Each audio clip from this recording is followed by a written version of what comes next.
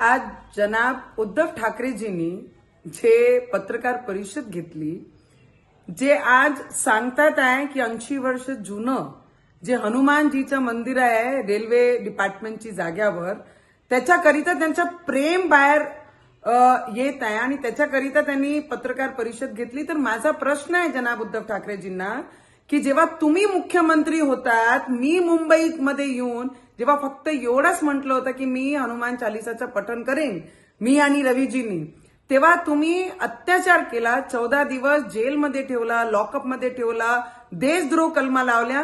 तेव्हा हनुमानजी आणि हनुमान चालिसा का आठवली नाही आणि हिंदुत्व का आठवलं नाही? आज विधानसभाचं असं उत्तर या महाराष्ट्राची जनतानी आपल्याला दिलं, तेव्हा आमचा झेंडा आणि आमचं हिंदुत्व, अरे आपली लायकी नाही आहे आमचे देशाचे प्रधानमंत्रीजी बद्दल बोलायची, आणि आपली लायकी नाही आहे की आमचे देवेंद्र फडणवीसजी ऍज अ मुख्यमंत्री जे सगळे हिस्ट्री या महाराष्ट्रामध्ये त्यांनी मोडले असे देवेंद्र फडणवीसजीवर बोलायची। आपण म्हणत आहे बांगलादेशवर जे अत्याचार होत आहे, मला तुम्हाला एक प्रश्न विचारायचा आहे, जेव्हा सगळे हिंदू एक झाले आणि पूर्ण महाराष्ट्रामध्ये जेव्हा ते निषेध रॅल्या काढत होते, तेव्हा उद्धवजी आपल्याला माझा प्रश्न आहे, तेव्हा एकही रॅलीमध्ये आपण का निषेध करण्याकरिता आपण पोचले नाही?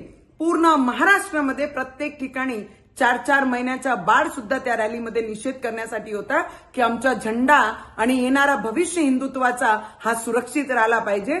तेव्हा उद्धवजी, जनाब उद्धवजी, आपण का दिसल्या नाही, आपण का बाहेर पडल्या नाही? आणि आपण जे फक्त टोमण्या मारण्याकरिता जनाब उद्धव ठाकरेजींनी जे पत्रकार परिषद घेतली, तर त्यांना माझी एक सल्ला आहे की तुम्ही आम्हाला हिंदुत्व शिकू नये। ज्यांना दुसऱ्या झेंड्यासोबत प्रेम झालं, ज्यांचे रॅलीमध्ये पाकिस्तानचे झेंडे दिसतात, त्यांनी आम्हाला आमचा भगवा आणि आमचे भगव्याचं महत्व आणि आमचे हिंदुत्वाचं महत्व आम्हाला शिकू नये।